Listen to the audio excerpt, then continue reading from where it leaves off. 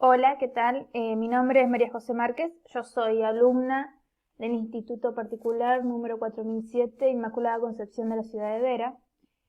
Pertenezco actualmente cursando la carrera de profesorado en Economía, profesorado de Educación Secundaria en Economía, y junto a mis compañeras Marilén Bordigoni y Juliana González intentaremos explicar a través de este video la concepción de infancia a lo largo del tiempo y cómo a través de esta concepción y los grandes cambios culturales que hubo en la sociedad se fue construyendo el concepto de alumno y cómo el mismo también se fue modificando a lo largo de todo este periodo de tiempo. Es por eso que a través de este video vamos a diferenciar en 4 grandes etapas.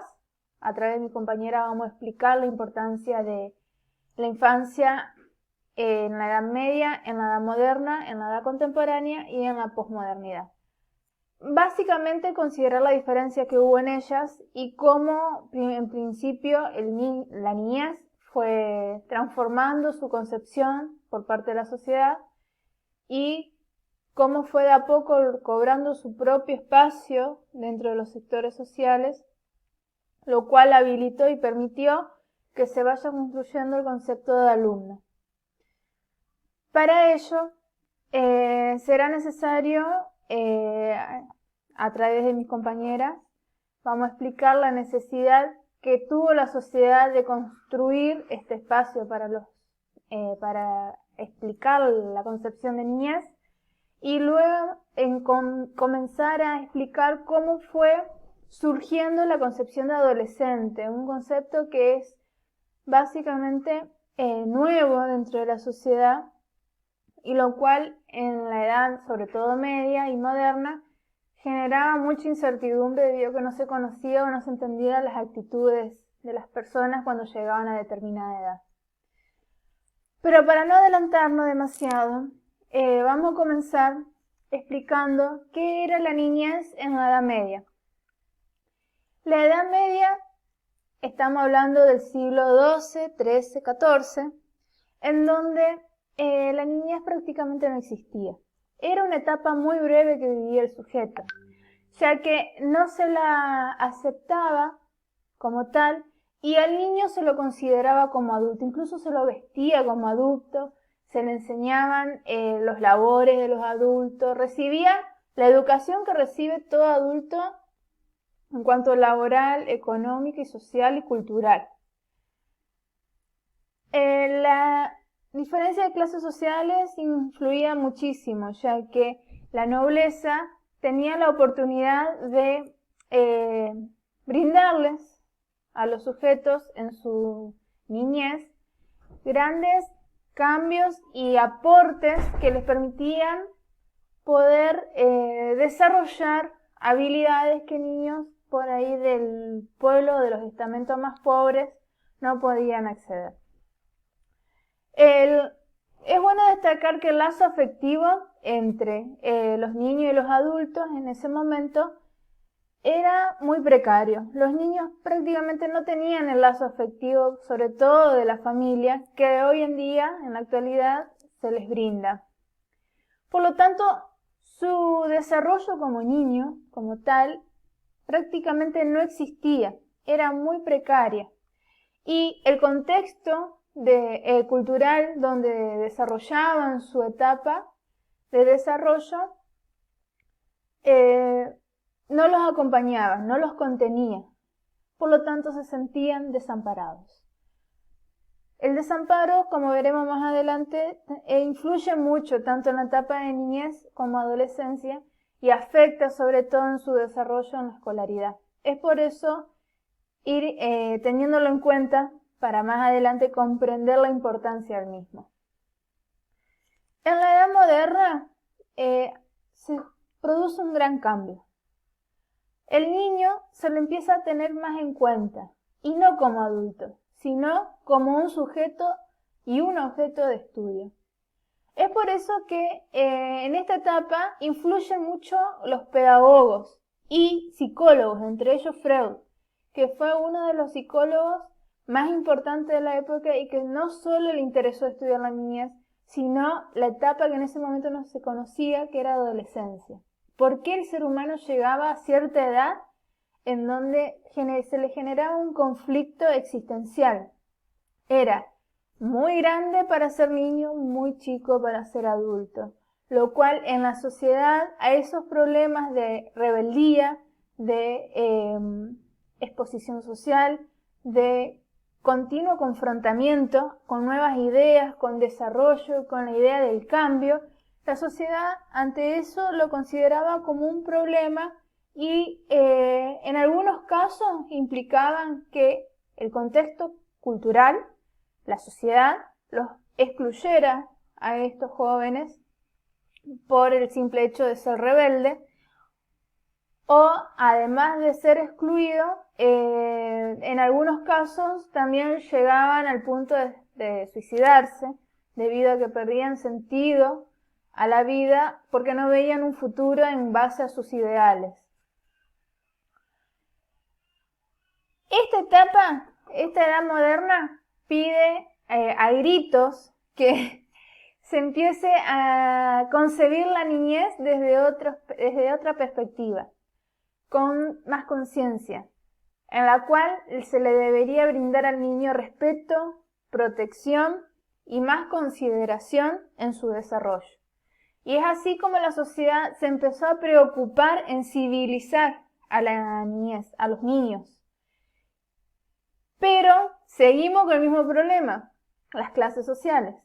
El niño que pertenecía a la nobleza recibía una educación mucho más profunda y especializada que aquel niño que pertenecía a estamentos más pobres, los cuales por lo general eran educados para el trabajo y su escolarización era un poco precaria.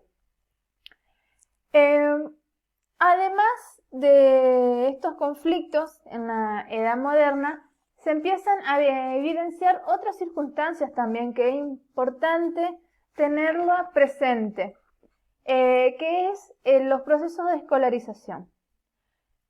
En la edad moderna se empieza a tener a hablar de escolarización, que es diferente. Se empieza a identificarla y a incluirla junto a la idea, al proceso de infantilización y la necesidad que tienen los niños de escolaridad y de preparación para luego ser insertos en la vida social como adultos. Es por eso que estos dos fenómenos, escolarización e infantilización, se los consideran paralelos y complementarios en la edad moderna. Y aquí toman un rol protagónico los pedagogos, que eran, sobre todo en el siglo XVII, considerados los responsables de lograr este proceso y de permitirle que al niño pueda transcurrir un proceso escolar en base al desarrollo civilizado que se merecía. El pedagogo pertenece a estos sujetos interesados y responsables de poder generar al educando disciplina, instruyéndolo a través del desarrollo de contenidos teóricos y que esos contenidos luego sean insertos en su contexto social.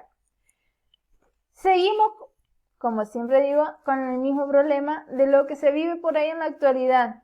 Nada más que en ese momento, como estaba la diferencia de clases sociales entre nobleza y clase estamental pobre, hoy tenemos la diferencia escuelas públicas y escuelas privadas, que bueno, eso lo analizaremos un poquito más adelante. Esto de la edad moderna es necesario compararlo con la edad contemporánea, sobre la niñez de la edad contemporánea, debido a que el niño en la edad contemporánea deja de ser visto como un adulto por completo.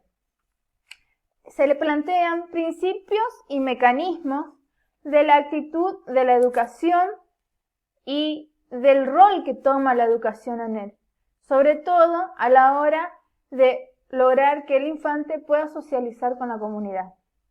Se empieza a compartir la responsabilidad entre familia y Estado. Recordemos que en la Edad Media la familia no se hacía responsable del niño y el Estado tampoco, por eso se lo desprotegía y se sentía desamparado. libre a su libertad de poder desarrollarse como quiera, pero sin el sustento y sin el respaldo que lo guíe y lo aconseje.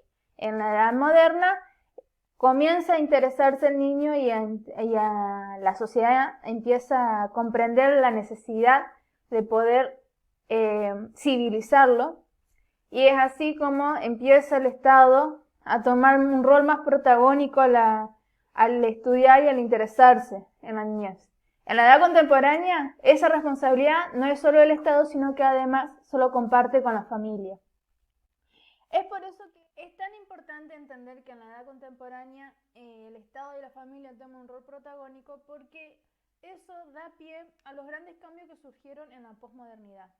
Hoy en día el niño se ve muy influenciado por la cultura, incluso más que en las etapas anteriores, en años anteriores.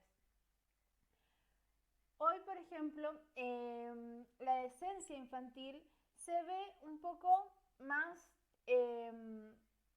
ampliada y consolidada, incluso a tal punto que a través de la revolución tecnológica que se está viendo en estos momentos, desde el siglo XIX, se empezó a evidenciar que la etapa infantil se empieza a compartir con la etapa del adulto. Es bueno entender que no es como en la Edad Media, donde el niño se lo consideraba un adulto, sino que tienen costumbres o tienen lenguajes, incluso algunas actitudes que se asemejan a los adultos, debido a que hoy los niños acceden a un rango importante o amplia cantidad de información y de conocimientos que los aproxima al acceso a información y conocimiento que tienen los adultos. Por ejemplo, hoy vemos o escuchamos o decimos que los niños ya aparecen como adultos, como agarran un teléfono, lo saben manejar. Y en realidad lo que sucede es que la etapa de desarrollo de ellos en la actualidad se ve muy influenciada por la cantidad de información que se manejan, y hace que sus costumbres se asemejan a las costumbres de adultos. Pero es bueno diferenciar que el niño sigue siendo niño, con habilidades diferentes a siglos anteriores. Más adelante mis compañeros explicarán estos procesos contemporáneos de posmodernidad que se están viviendo ahora y la actualidad concreta de cómo se está vivenciando todos estos cambios, que en realidad son muy diferentes a lo que se vivía en la Edad Media. Y acá vamos a hacer una pequeña introducción de cómo fue iniciando el concepto de alumno. Una vez explicado cómo se fue desarrollando la etapa infantil, es bueno tenerlo en cuenta para poder explicar cómo se fue desarrollando las diferentes etapas de la concepción de lo que es alumno. El alumno, hay que empezar a hablar de alumno en la edad moderna. Bueno, en la Edad Media, como dijimos, el niño no era considerado y no tenía escolarización. El proceso de escolarización se empieza a hablar en la edad moderna, en donde grandes pedagogos y psicólogos empiezan a tomar un rol protagónico en este proceso. ¿Por qué? Porque existen dos fenómenos importantes, el de escolarización y el de infantilización. Y el pedagogo va a ser el sujeto que va a permitir o va a ayudar a generar un puente de conexión entre los dos fenómenos de escolarización e infantilización. Como mencionamos también, aquí se da un nuevo concepto que lo empieza a instalar sobre todo Freud, el psicólogo Freud, quien empieza a interesarse por la problemática de la gran cantidad de suicidios que existían en la época, debido a que el niño llegaba a una cierta edad donde entraba en crisis y no podía afrontar el mundo real. Estamos hablando de la adolescencia, que en ese tiempo no se conocía la palabra adolescente, sino que se los consideraba a los chicos, a los niños, como que llegaban a una etapa y se volvían rebeldes y eran excluidos de la sociedad. Por eso es la importancia de Freud de estudiar esta etapa y de la importancia del adolescente y de la etapa de su rebeldía, de su necesidad por el cambio, de conocer, de buscar. que en ese momento, para esa época, era un gran cambio y todo una revolución, porque eran considerados revolucionarios y a quienes debía, sobre todo el Estado, controlar y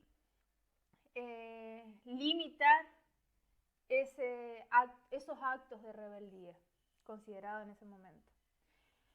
Volviendo un poquito para atrás, hablando justamente de los pedagogos como grandes sujetos de suma importancia para la época, porque eran quienes iban a permitir que estos procesos se lleven adelante, quienes iban a guiar, a dirigir al niño en esta etapa, es cuando se empiezan a hablar de alumno.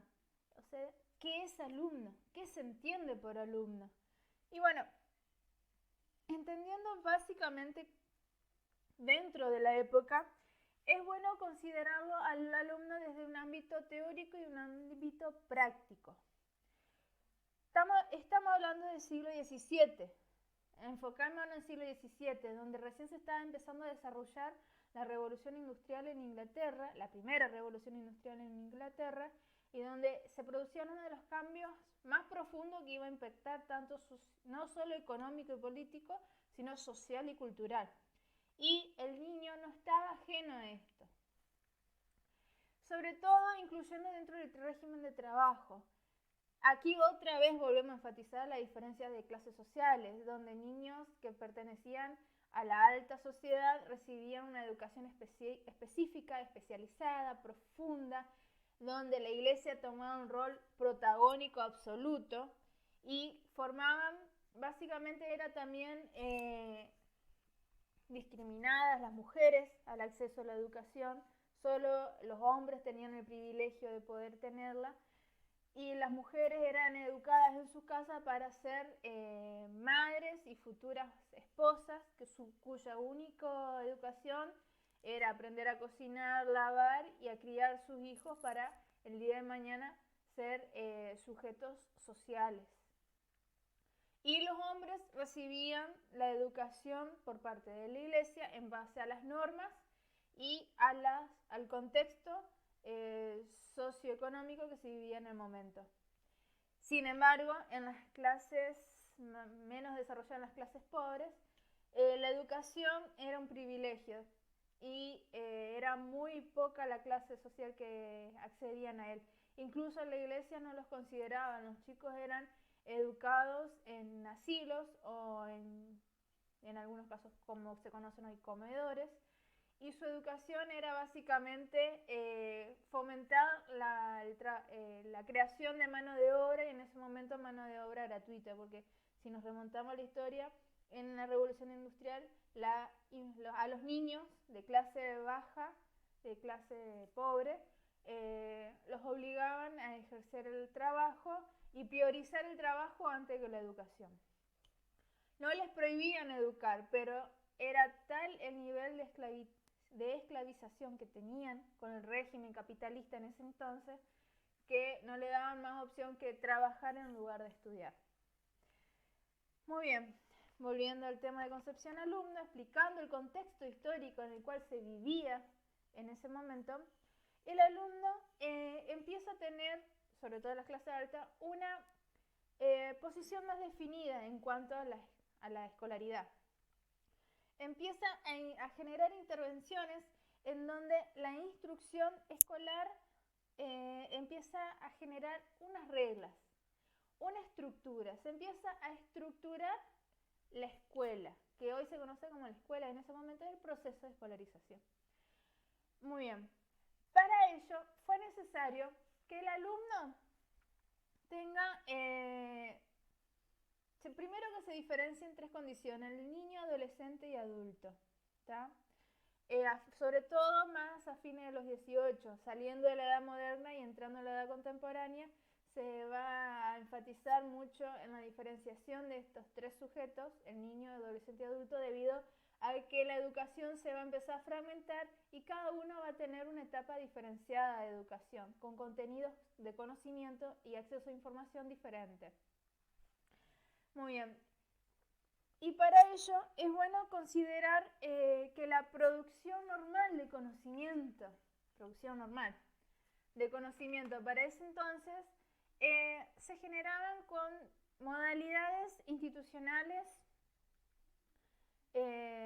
producidas o desarrolladas de manera normal y que revelaban una cultura para el niño en condiciones de modernización y dentro de la perspectiva histórica que se estaba viviendo como una subjetividad. Muy bien, para ello la característica que va a tener mucha repercusión y va a influir mucho en la concepción de cómo se fue percibiendo el tema del niño dentro de la escuela, quien va a tener un rol protagónico acá va a ser la cultura. Y es muy importante diferenciar que acá se produce el desarrollo del sujeto, el cual se lo posiciona en el centro de estudio. Y el sujeto se empieza a apropiar de la cultura que vivía y es donde empieza a tener un rol protagónico y participación dentro de él. Para que el sujeto se pueda apropiar de la cultura es que se empiezan a generar cambios dentro de ese proceso de escolarización. Y por ello empieza a desarrollarse principios y mecanismos en donde la actual educación se empieza a socializar y empiezan a instruir al niño y al adolescente como futuro ciudadano que va a ser inserto en la sociedad el día de mañana. Por lo tanto, el interés fundamental ahora empieza a generar que el alumno se transforme en ciudadano, con responsabilidades y obligaciones. Bueno, para ir finalizando, si le doy lugar a mis compañeras que expliquen los temas que continúan, quiero cerrar con la posmodernidad, con una breve introducción para que mis compañeras tengan un pie para continuar. En la posmodernidad, el niño se empieza a comprometer con el acceso a la información y sobre todo el adolescente también, lo cual empieza a tener un rol protagónico y un rol fundamental, sobre todo el adolescente, quien empieza a ser una generación que, ¿cómo explicarlo? Con sus errores, con su propio estilo, empieza a generar la distancia del adulto y a diferenciar los cambios culturales. Hoy en día, ¿qué voy con esto? Que hoy en día se nota que las brechas generacionales, con el pasar del tiempo y la misma actualización de la tecnología, va generando que las brechas generacionales se amplíen. Por lo tanto, el conocimiento que adquieren las generaciones actuales es conocimiento que de las generaciones de adolescentes actuales está totalmente distanciado de los adultos. Por lo tanto, hoy en día los adolescentes cuentan con más información que los adultos y estamos dándonos cuenta de cómo intercambian los roles y cómo se da vuelta. Antes el adulto era el dueño de todo el conocimiento, ahora hay conocimientos que escapan de su capacidad de interpretación, el cual sí está dentro de la capacidad de interpretación del adolescente. Pero bueno, yo ahora las dejo con mis compañeras, quienes van a continuar desarrollando las circunstancias vividas dentro de la posmodernidad y sobre todo de la crisis escolar y sus influencias en los adolescentes.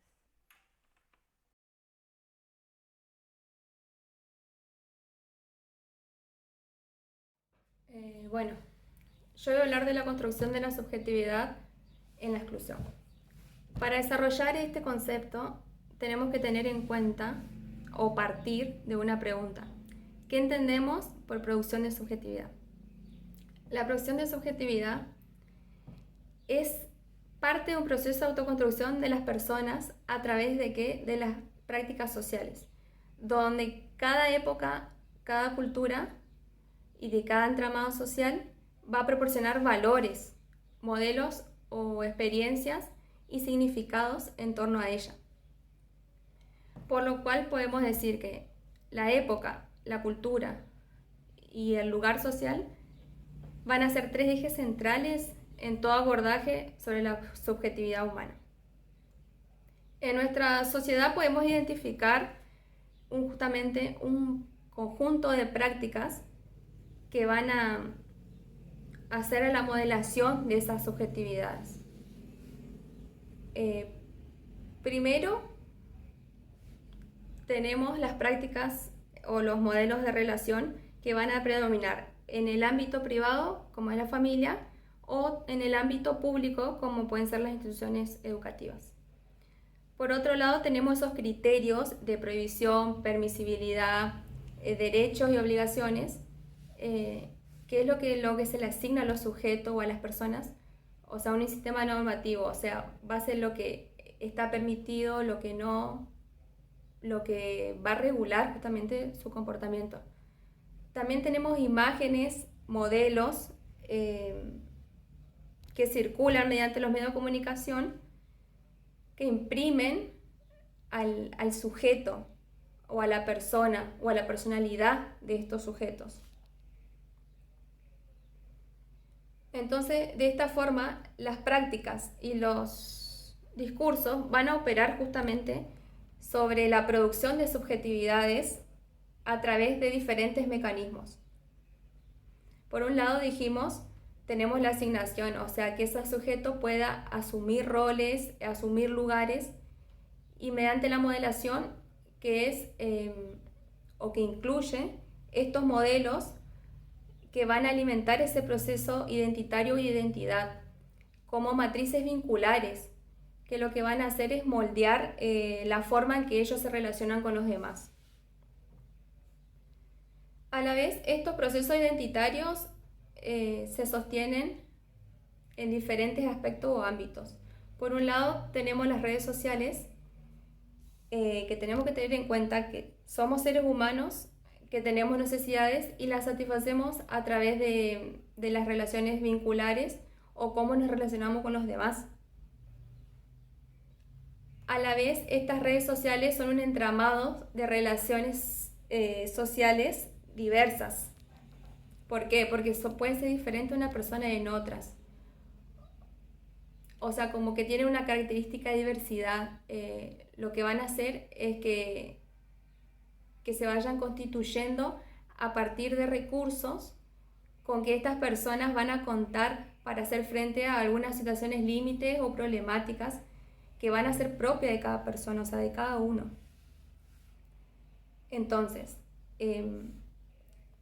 estos van a aportar estos modelos y estas matrices que van a sostener ese proceso identitario de identidad a través de ¿qué?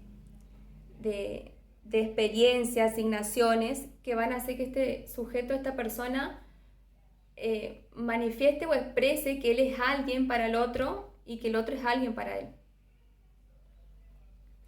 La ruptura justamente de va a ser un paso determinante en los procesos de exclusión.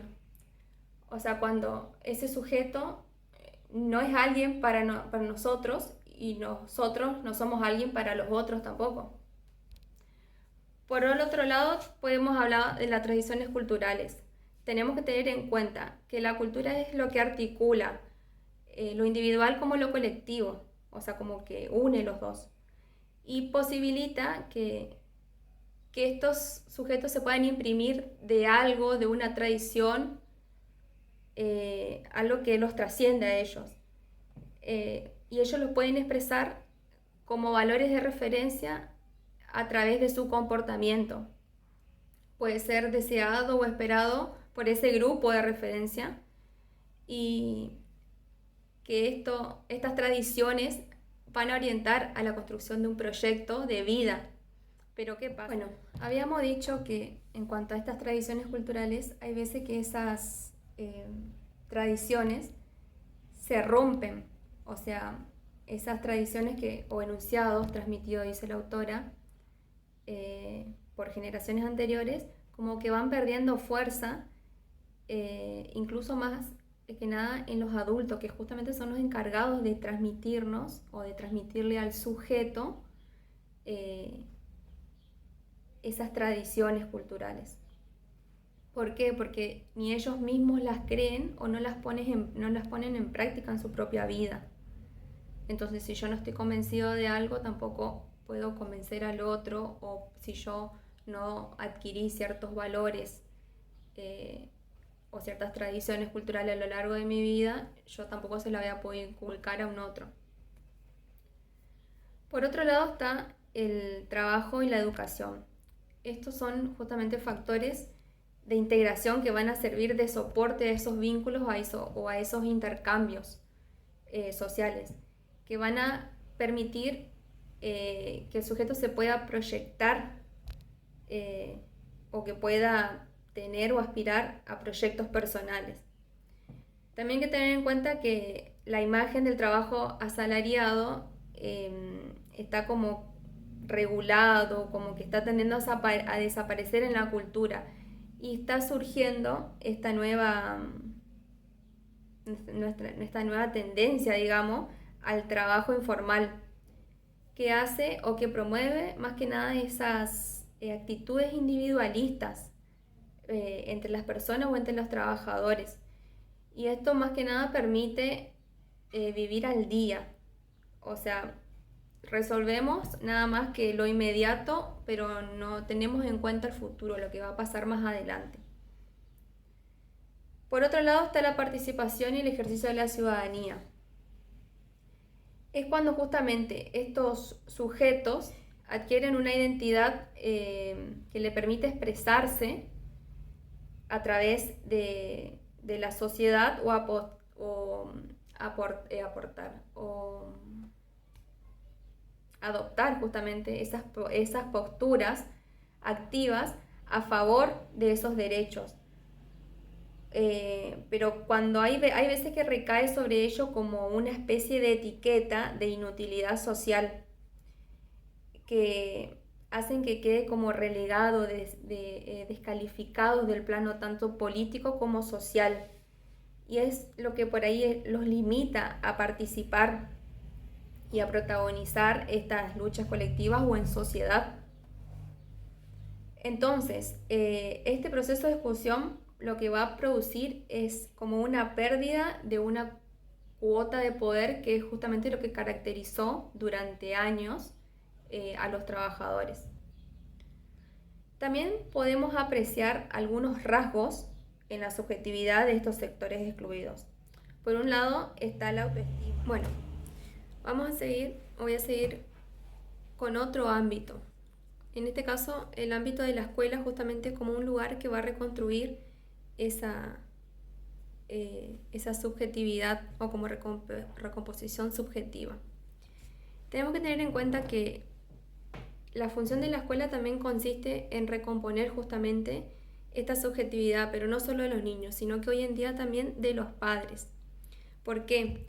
Porque hay como una marcada diferencia en lo que era el valor del conocimiento en los tiempos de antes y en los tiempos actuales. Antes, por ejemplo, nosotros como sujetos o como alumnos nos emocionábamos ante la idea de ingresar a la escolaridad en la primaria o ingresar al jardín, y también era compartida con nuestros padres, con nuestras otras generaciones, o en los actos escolares o en las reuniones familiares, en los bautismos. O sea, soñábamos, por así decirlo, con ese primer día de clases.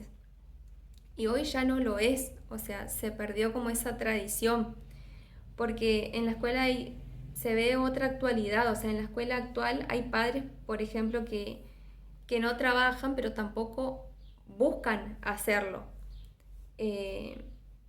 Están como en ese estado de pasividad de donde hay que sacarlos.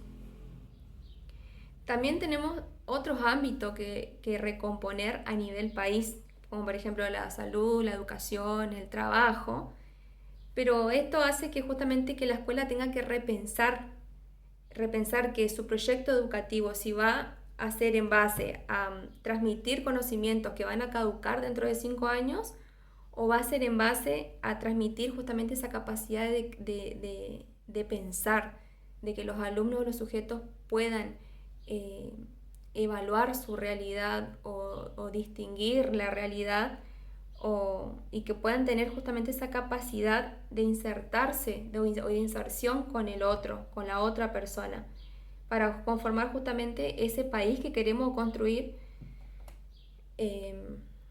teniendo en cuenta justamente esto de las tradiciones y la cultura que sea compartida. Por lo cual, para esto va a ser necesario, por un lado, que tengamos que redefinir el concepto de familia. Redefinirlo más que nada en un término de asimetría que va a determinar justamente lo que es la responsabilidad del adulto. ¿Con respecto a quién? Con respecto al niño, con respecto al sujeto. ¿Pero para qué? Para que ese adulto sea responsable. O sea, para eso los padres tienen que sentirse capaces de responsabilizarse y asumir los roles justamente de padre y madre, y no como desligarse, como lo hacen actualmente por ahí, desligarse de esos roles. Y también por otro lado es justamente esta relación entre el adulto y el niño, que es asimétrica en saber y en responsabilidad. ¿Qué quiero decir con esto? Que esa relación de asimetría como que es simbólica, y que tenemos que tener en cuenta que el primer derecho del niño es una simetría, pero más que nada protectora, o sea, de proteger al otro, no una simetría con el adulto en cuanto, bueno, como simbólica de lo que hablamos, de dominio, por así decirlo, sino que no debemos confundir los roles, tanto por ejemplo de padres e hijos, como tampoco de maestros con los alumnos. O sea, no tenemos que declararnos amigos, compinche de nuestros hijos, ni tampoco de nuestros alumnos. O sea, no cruzar ese límite y no confundir los roles, por así decirlo. Por otro lado, también está este desafío de recomponer lo que es el tema de la esperanza. Si bien nuestro país se ha ido produciendo o se produjo un modo de construcción de la ciudadanía, o sea que ya la gente los sujetos no se sienten como partícipes en la construcción del país. O sea, como que todas las respuestas y las soluciones tienen que venir de afuera. Por ejemplo, en el ámbito escolar, los padres esperan que todas las soluciones tienen que venir de la escuela. Y no es así. O sea, como que se perdió esa noción de ciudadanía, donde todos pueden opinar sobre diferentes cuestiones o de los problemas que comparten directamente, pero sin embargo no se organizan para buscar una solución de forma conjunta. O sea, lo que más que nada hace referencia es como que es una pérdida de la palabra, de la esperanza de que la palabra sea escuchada. En cuanto a la construcción del ser humano, dice que no pueden limitarse al presente, sino que debe estar tendidas al futuro. O sea, la escuela hoy en día refleja muchas contradicciones en cuanto a lo que es muchas contradicciones de la sociedad argentina, como está por un lado el autoritarismo, la inoperancia, la burocracia, pero si no recomponemos nosotros mismos nuestra propia subjetividad, no vamos a poder recomponer la del otro. Y la recomposición de uno depende justamente de la recomposición del otro, porque es un proceso o es algo de intercambio, como de ida y vuelta.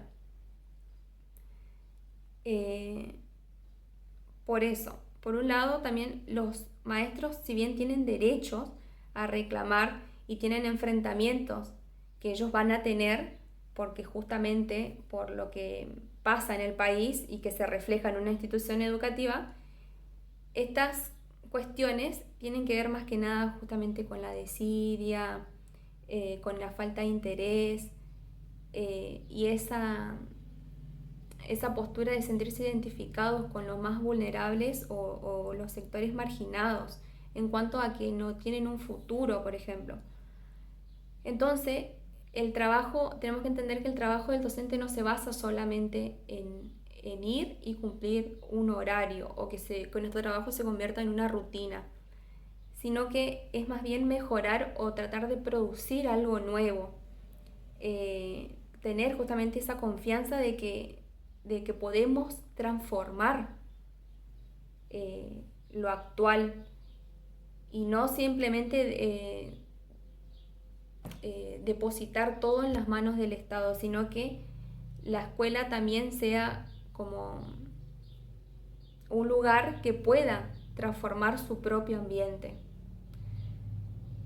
De esto también derivan, o de la escuela como reconstrucción subjetiva, derivan ciertas o se observan ciertas formas de violencia. Por un lado, dicen que reducir al sujeto a la supervivencia biológica. ¿Qué quiere decir con esto? Que hay que tener en cuenta que la escuela justamente no puede actuar solamente como una forma de compasión o de caridad hacia los sujetos, sino que también tiene que actuar bajo una forma de solidaridad y de responsabilidad. No puede funcionar solo a través de la subsistencia o la asistencia a estos sujetos. ¿Por qué? Porque da como una conclusión de que si bien hay que comer o tienen que darles de comer, también su deber es enseñar a esos chicos. O sea, no poner una prioridad por sobre otras, las dos son importantes. Otra característica es la no respuesta como forma de crueldad y de violencia. Acá, más que nada, el tema central o el eje es el ser indiferente. Se lo toma como el ser indiferente es una forma de crueldad o de violencia. Muchos lo llama el autor violencia silenciosa. Que estos más que nada se ven actualmente en un contexto o en situaciones de pareja o de familia. El hecho de que la otra persona por ahí se mantiene en silencio o no te responde genera como esa sensación de inexistencia, como diciendo nadie me ve, estoy acá. O sea, el hecho de esa falta de respuesta también se ve en el ámbito educativo. O sea, el hecho de en una clase no dar lugar a la palabra o de cortar, por ejemplo, un ambiente de debate entre los alumnos, eso también es como una violencia silenciosa. Por el contrario, tenemos que dejar que los alumnos se expresen, que opinen, escucharlos, darles tiempo, justamente darles ese tiempo y ese lugar para que sea un lugar donde ellos puedan expresarse, que afloren lo que tienen. Después surge una especie de desamparo o contra el desamparo.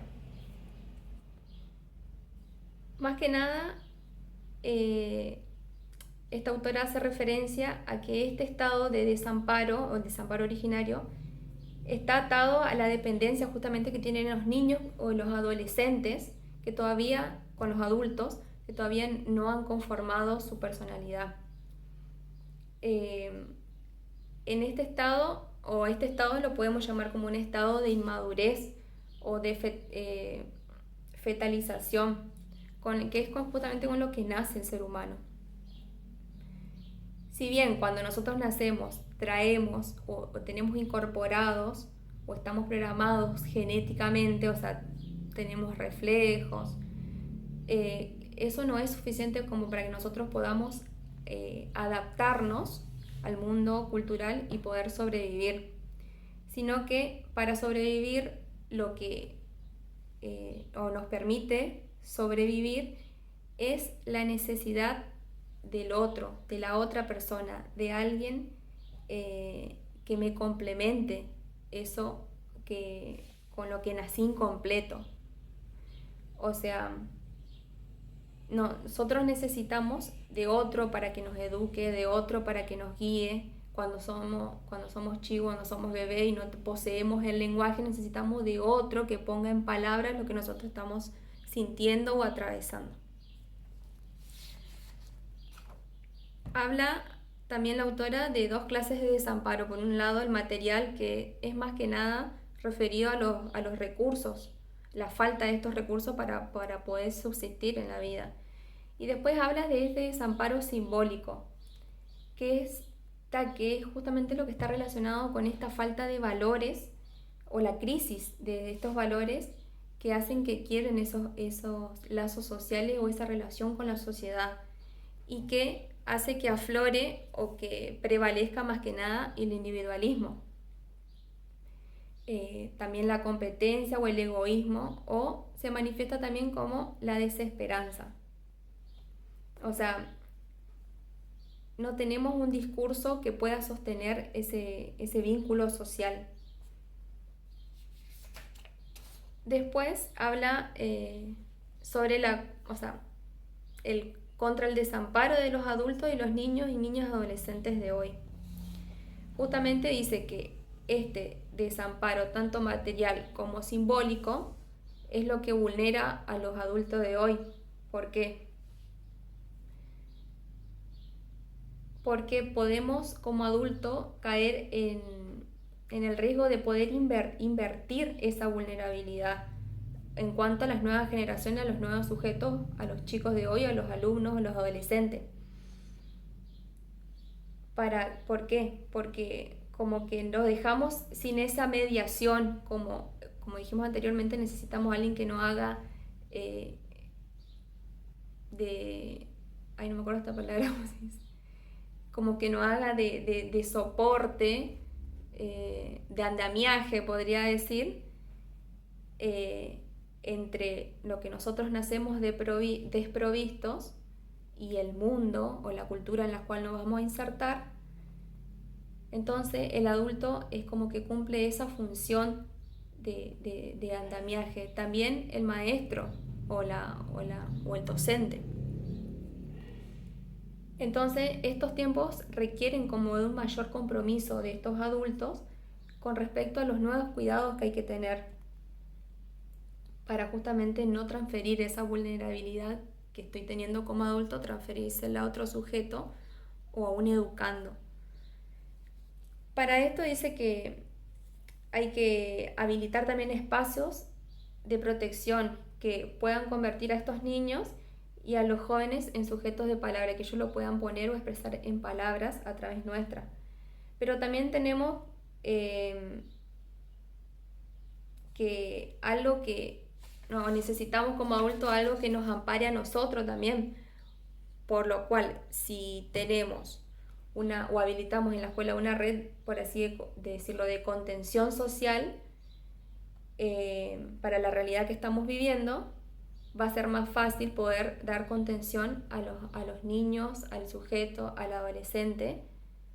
¿Por qué? Porque la escuela configura justamente este lugar donde tanto los adultos como los niños se potencian.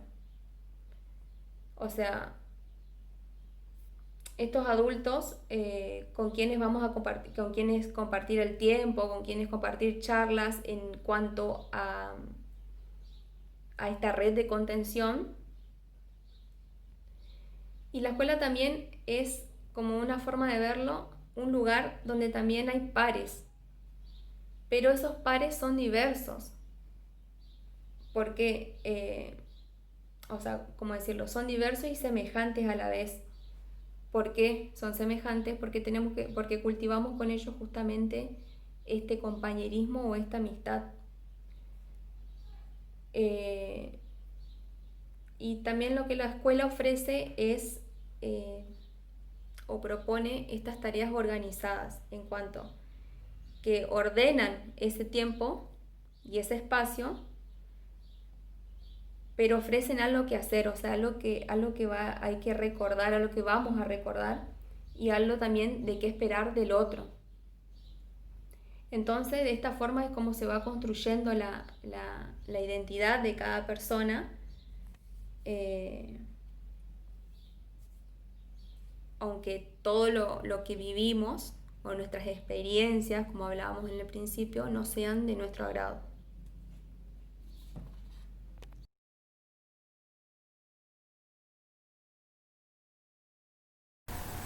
Hola, mi nombre es Juliana González, soy de tercero B de Economía, del profesorado de Educación Secundaria en Economía. La idea de este video es poder darle un cierre a lo que es este coloquio integrador, que pasa por las distintas etapas, desde la infancia hasta la adolescencia, cómo fue esa construcción de infancia, cómo era concebido el niño. Luego aparece esta construcción de subjetividad, que ya mis compañeras lo trataron. Y acá vamos a tocar el tema de lo que es la pedagogía del aburrido. Esta pedagogía del aburrido, en realidad, hace alusión a este título a lo que es la pedagogía del oprimido de Paulo Freire. Pero ya ha pasado un tiempo, lo que dicen distintos autores es que el adolescente no está más aburrido. Oprimido, perdón. El adolescente está aburrido.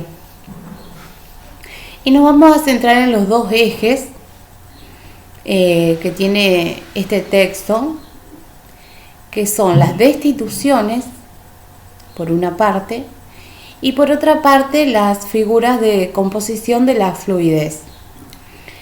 Bueno, ¿qué se busca a partir de las destituciones? Se busca alertar sobre todo lo caído, todo lo perdido y todo lo, por así decirlo, inefectivo, todo eso que no resultó.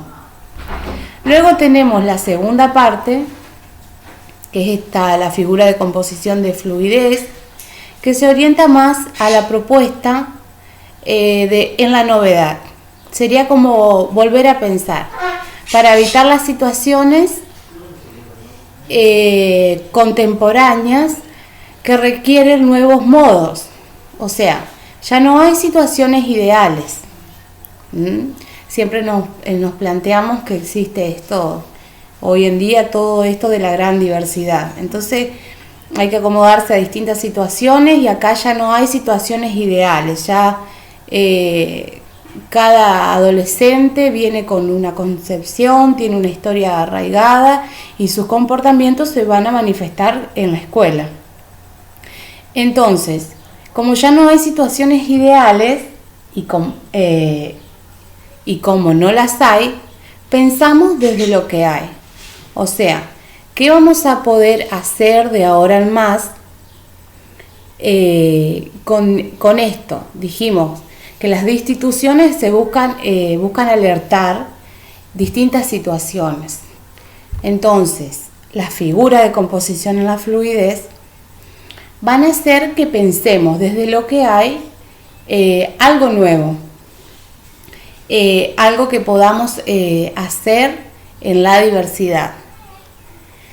También cómo se sentía este sujeto en distintas épocas, que como dijimos ya no se siente más oprimido como lo se sentía antes, que en esas escuelas fábricas, que todo era rígido, que todo tenía un horario, que había que cumplir, que no había que manifestar emociones. Bueno, cómo se siente oprimido, encarcelado, por así decirlo, en esas situaciones, en esas escuelas, y cómo hoy en día vamos a concebir a este adolescente ya en la posmodernidad. Y bueno, entonces viene la posmodernidad. Ya dijimos que la infancia se salteaba esa época dorada de la infancia y ya se saltaba directamente a la adultez, a lo que era el adulto, a hacerse responsable de su vida social, porque en realidad eso es lo que dicen los autores sobre lo que es ser adulto. Luego aparece la modernidad, con esta subjetividad un poco caída, donde nada fue efectivo, y luego aparece la modernidad. Entonces, para la modernidad vamos a tener que saber que la modernidad marca un tiempo, que es donde estamos ahora. La posmodernidad es donde estamos ahora y la modernidad fue la época pasada. Entonces ahora en la posmodernidad aparecen distintas discusiones y situaciones en base a los distintos cambios que se produjo. Estos cambios tecnológicos, cambios culturales, cambios sociales, que hacen este interrogatorio de, bueno, ¿qué es ser adolescente en la posmodernidad? ¿Qué significa? ¿Qué es ser un adolescente posmoderno? Y esto viene porque plantea que la posmodernidad plantea a la adolescencia como un modelo social, básicamente. Y a partir de eso se adolescentiza toda la sociedad. En la modernidad, que es un momento anterior, se aspiraba a ser adulto. Como dije, en la niñez era una época dorada, luego venía la adultez, que tenés que actuar, tener distintas capacidades, independizarse de los padres. Entonces estaban esos dos periodos. Y en el medio la adolescencia, que era un periodo donde no se quería estar, donde se quería salir rápidamente para concebir este rol adulto. Era tan fuerte el modelo adulto que la infancia era algo como que no pasaba nada, que era la incubación para llegar a la adultez, nada más. Como decíamos, este autor se pregunta en el texto, ¿existe el adolescente como se lo veía en la modernidad? Si ahora el modelo de vida es ser adolescente. Y también aparece este adulto que deja de existir. Y vemos un montón de ejemplos en la revista, en las redes sociales, donde la idea es ser lo más adolescente posible. Por ejemplo, un ejemplo puede ser que los chiquititos van vestidos igual que su papá.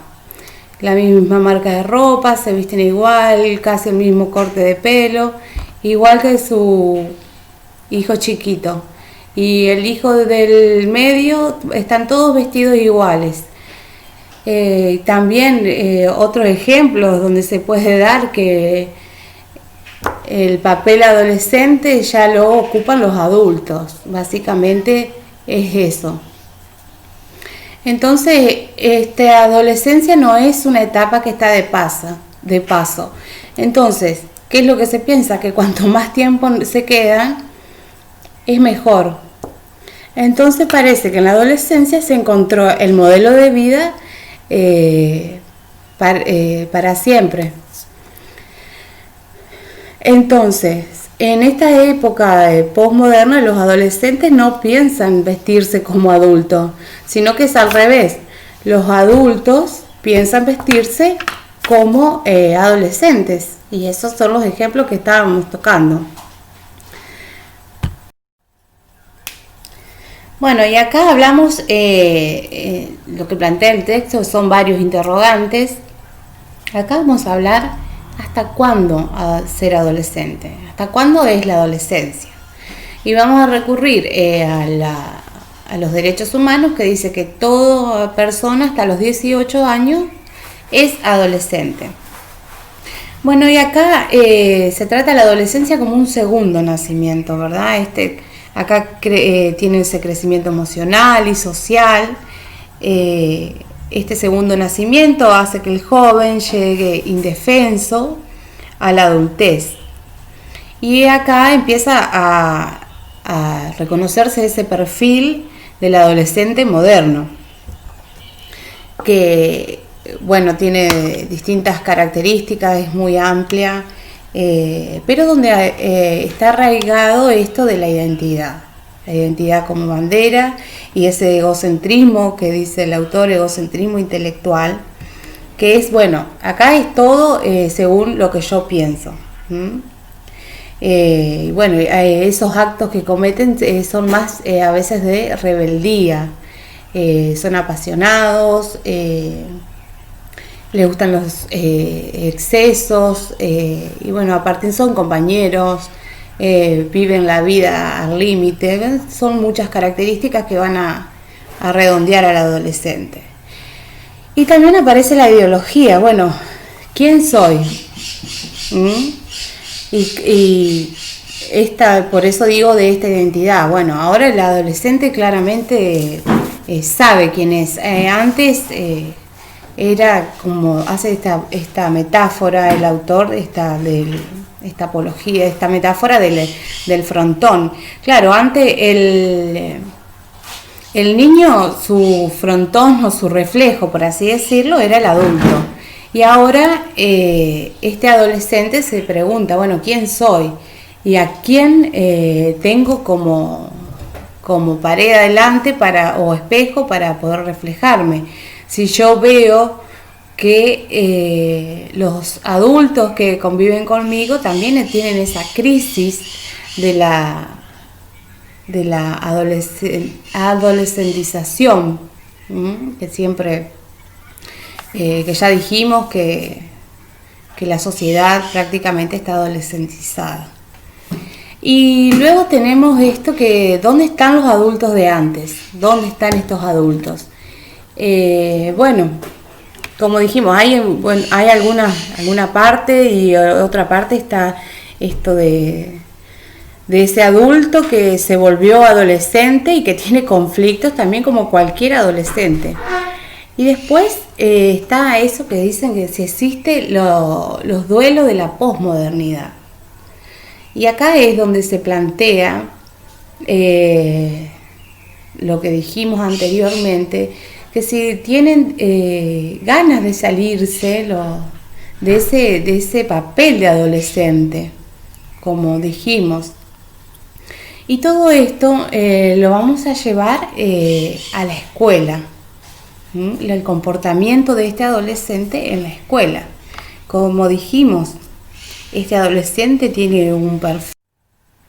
Bueno, como dijimos, este adolescente ya viene con un perfil, una identidad, que ha agarrado un poquito de cada cosa, con todos estos cambios tecnológicos, sociales, culturales de hoy. Este adolescente ahora va a ser posicionado en la escuela. ¿Qué sucede con él en la escuela? Es su rol como alumno, donde ya no existe el quiebre de lo que fue el proceso educativo de la escuela tradicional. Ahora este alumno es el protagonista de su proceso educativo. Y la formación íntegra del alumno frente a los contenidos y a los modos de transmitirlos. Esta relación de maestro-alumno sufre una transformación, y de una relación de poder-sumisión que se da en la escuela tradicional se sustituye por una relación de afecto, camaradería. Es más importante la forma de conducirse del maestro que la palabra. Respeto por la individualidad del alumno. Respeto y la libertad también a los intereses del alumno frente al sistema educativo y los libros mediante actividades variadas. Como ya dijimos, este adolescente ya no es más quien llegaba, se sentaba en la escuela y formaba parte de la diada didáctica. Ahora ya pasa a ser esta triada didáctica y incorporando a este contexto como algo más global, como algo más como un proceso de enseñanza-aprendizaje más complejo. El conocimiento, el docente, el alumno, y este contexto que ha sufrido cambios y que lo pone a este adolescente en la cúspide, por así decirlo, y donde este adolescente tiene esta identidad formada, fuerte, y donde también es el protagonista de todo lo que alrededor de él ocurra, de su entorno, y también de esta autonomía de poder de construcción dentro de la escuela. Bueno, espero que te haya gustado, Edelma. Te mandamos saludos, que estés bien y que tengas una buena finalización de año. Gracias.